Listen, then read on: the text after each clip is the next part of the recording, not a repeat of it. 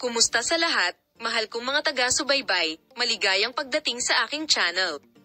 Ang aksidente sa trapiko na naganap kahapon ng hapon sa isa sa mga abalang lansangan ng Istanbul ay nagdulot ng pagkabahala sa mga tagahanga ng sikat na aktor na si Engin Akyurek.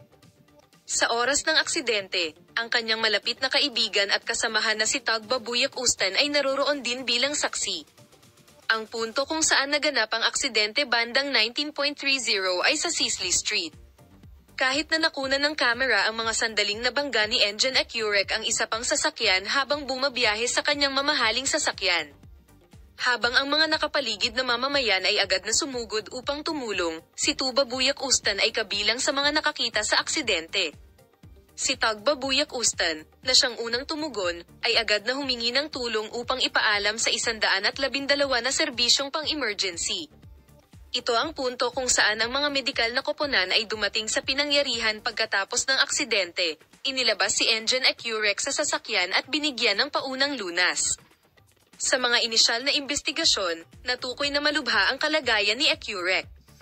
Isinusumpa niya ang pulis na pumunta sa kanyang lugar at sinimula ng isang detalyadong imbestigasyon sa aksidente.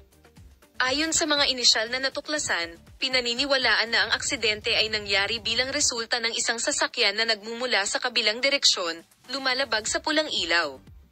Si Engin ay napakabuting kaibigan ko nang lumuha siya sa press matapos ang insidente sa Tugba Büyüküstün. Tungkulin ko na makasama siya at tulungan siya sa oras ng insidente.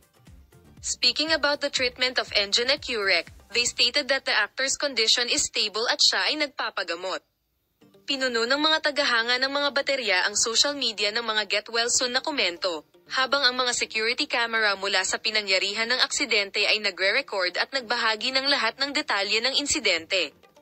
Sinusubukan ng mga pangkat ng pulisya na matukoy ang eksaktong dahilan ng aksidente habang sinusuri ang footage ng berko. Sandaling sarado sa trapiko ang kalye kung saan nangyari ang aksidente.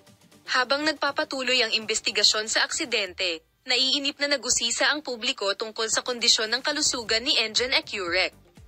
Salamat sa lahat ng nanonood ng aking video.